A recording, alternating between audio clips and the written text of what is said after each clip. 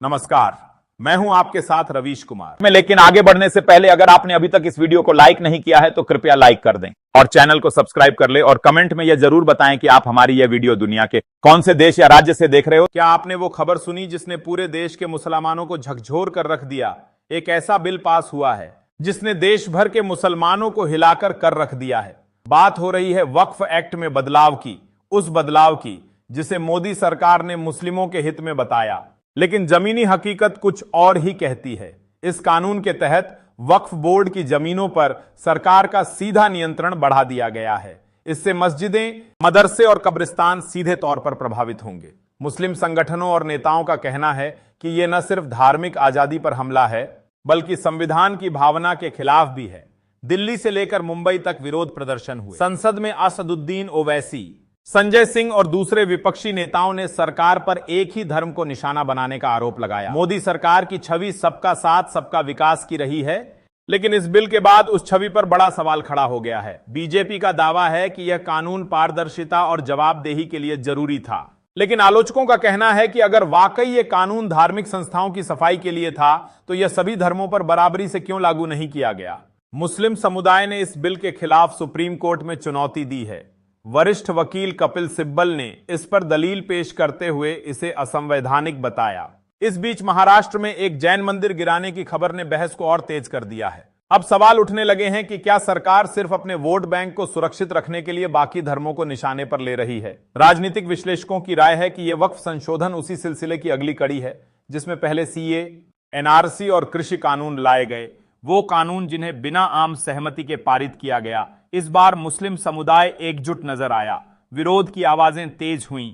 कई पुराने सहयोगी जैसे नीतीश कुमार और चिराग पासवान भी कटघरे में खड़े किए जा रहे हैं क्योंकि उन्होंने इस सरकार को समर्थन दिया।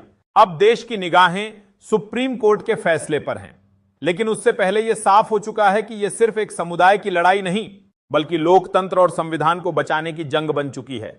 क्या अब इस देश में मुसलमान के सारे हक छीन लिए जाएंगे?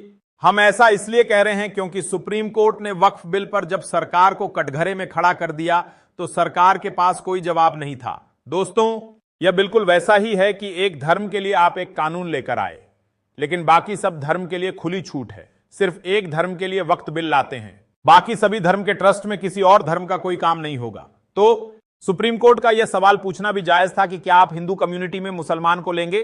तब सरकार पूरी तरीके से मौन हो गई।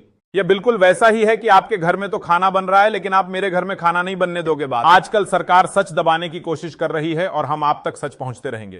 तो दोस्तों, बात कर लेते हैं वक्फ कानून पर। सुप्रीम कोर्ट ने दो टूक कहा कि एक ऐसा कानून जो यह कहता है कि अगर सरकार कहती है कि ताजमहल मेरा है तो वो ताजमहल सरकार का हो जाएगा। हमने देखा कई ऐसे पक्षकार आए जिन्होंने यह दावा मंदिर था। अगर देखा जाए तो सरकार की नीयत यहीं से देखी जा सकती है। सरकार एक बिल लाती है, जब सरकार से पूछा गया कि भाई आप हिंदू कम्युनिटी में मुसलमानों को जगह देंगे, यानी कि दोस्तों जैसे वक्त की जमीन होती है वैसे ही दोस्तों मंदिर की भी कम्युनिटी होती है और ईसाइयों की भी होती है। वो बिल सिर्फ मुस्लिम समुदाय के लिए ही होता है, जबकि इस देश में कई तरीके के धर्म हैं, हिंदू, मुसलमान, सिख, ईसाई, बौद्ध। लेकिन सरकार लेकर आती है सिर्फ वक्फ बिल, यानी कि ऐसा बिल जो मुसलमान की संपत्तियों को उनसे छीनने के लिए ही बनाया गया हो। जब सुप्रीम कोर्ट में सुनवाई शुरू होती है, सरकार से इस पर सवाल पूछा जाता है तो सरकार मौन हो जाती है। मुस्लिम समुदाय की तरफ से यह दलील दी गई थी कि यह मुसलमान की जमीन छीनने का बीजेपी का षड्यंत्र है। भारतीय जनता पार्टी यह नहीं बता पा रही कोर्ट में कि आखिरकार आपके पास जो संपत्तियां हैं वह पंजीकृत होगी या नहीं वक्त की रहेगी। जिन लोगों की जमीन जिनके नाम नहीं है, जिन्होंने सालों पहले, 1000 साल पहले मस्जिदों के नाम की थी, वह जमीन है सरकार की हो जाएगी। तो ऐसा कैसे हो सकता है कि आपके पास इतने पुराने कागज हो? मान लीजिए किसी जगह पर कोई मस्जिद है, अगर उसके कागज आपके पास नहीं तो क्या आप उसे मस्जिद को वहां से हटा देंगे? कि अगर आपके पास उस जगह की कोई भी दस्तावेज नहीं है तो क्या इसका मतलब है कि वह मस्जिद की जगह सरकार की हो गई? कपिल सिब्बल और मनु सिंघवी ने बहुत ही शानदार दलील दी। तब सरकार की तरफ से पेश हुए वकील तुषार मेहता के पास कोई जवाब नहीं था। यह बिल्कुल वैसा ही है दोस्तों कि किसी और के पास भले ही चोरी का पैसा हो, लेकिन अगर आपके पास है तो आप सबसे बड़े गुनहगार हो। तो सरकार ने सिर्फ मुसलमान की संपत्तियों के लिए कानून बनाया। हर धर्म की अपनी एक कम्युनिटी होती है, मंदिर की भी होती है, मस्जिद की भी होती है, चर्च की भी होती है। हर समुदाय अपने धार्मिक स्थानों को अपने हिसाब से चलाता है, लेकिन इस बार सरकार की नजर सिर्फ एक ही धर्म पर गई और वो है इस्लाम। बीजेपी सरकार ने बड़ी चालाकी से मुस्लिम धर्मस्थलों की कम्युनिटी के अंदर अपने लोगों को घुसाने की कोशिश की।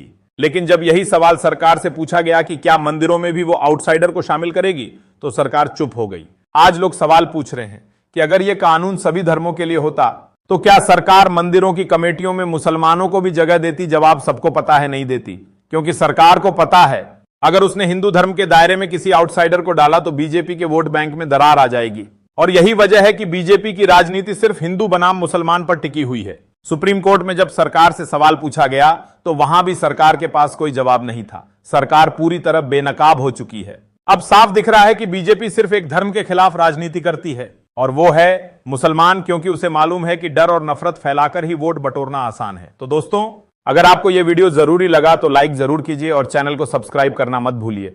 और हां, नीचे कमेंट में जरूर बताइए, क्या आपको लगता है कि सरकार का रवैया एकतरफा है या यह सिर्फ राजनीति है? आपकी राय इस मुद्दे पर बहुत जरूरी है।